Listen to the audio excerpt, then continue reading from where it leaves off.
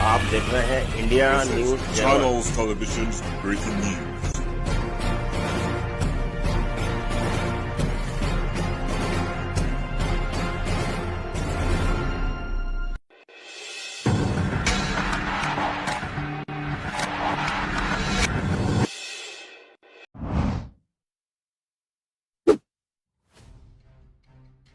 हिरण पूरे दिन घास खाने में लगा रहता है, घास को प्रोटीन में बदलने में ही लगा रहता है।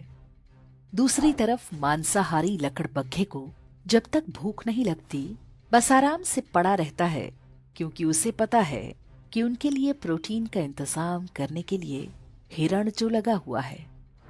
जब तक हिरण हैं, जंगल में खूंखार जानवर चैन से सोते हैं, पर हिरण जब कम होने लगते हैं तो ये भूखे खूंखार पशु नए जंगलों की तलाश करते हैं।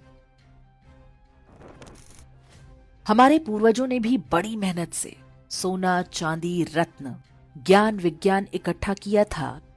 क्या हुआ? बाहर से कुछ लकड़बग्घे आए और सब कुछ सफा चट कर गए। आज हम ऐतिहासिक पर्यटन के नाम पर उसी विध्वंस के अवशेष देखने जाते हैं। अफगानिस्तान लिया, पाकिस्तान लिया, बांग्लादेश लिया, कश्मीर लिया, केरल और बंगाल भी लगभग जा ही चुके हैं। भारत के लगभग सभी क्षेत्रों में लकड़बग्घा बहुल क्षेत्र बसते गए। उनकी नस्ल के शिकारी परजीवी गुणों का विकास भी जारी रहा। अब पाकिस्तान और बांग्लादेश में संकट है, क्योंकि वहां हिरण लुप्तप्राय हैं। अब उन्हें नए जंगलों की तलाश है। उन्हें पता है कि पड़ोस में ही एक हरा भरा जंगल है। वहां पर पहले से ही भारी संख्या में लकड़बग्घे रहते हैं, लेकिन अभी छिटपुट शिकार से ही पेट भरने को मजबूर हैं। जंगल के कानून में संख्या बल सबसे आवश्यक है। इसे ही वो गजवाए हिंद कहते हैं और उनकी किताबों में इसका जिक्र हो चुका है। हर शांतिप्रिय लकड़बग्घे के मन में वो ऐसे बैठा हुआ है जैसे हिरणों के मन में संविधान और राष्ट्रगान। हिरणों को अनुमान नहीं कि आखिरी युद्ध बहुत कठिन होगा, क्योंकि ये अंदर से शुरू होगा, फिर बाहर से। जितनी तेजी से पाकिस्तान और बांग्लादेश से हिरण कम हो रहे हैं, ये युद्ध उतना ही निकट आता जा रहा है।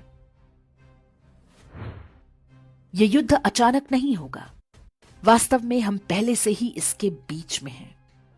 विश्वास ना हो तो हैदराबाद, केरल, पश्चिम बंगाल, यूपी, हरियाणा, राजस्थान, दिल्ली आदि के लकड़बग्घा बहुल क्षेत्रों में घूम आइए।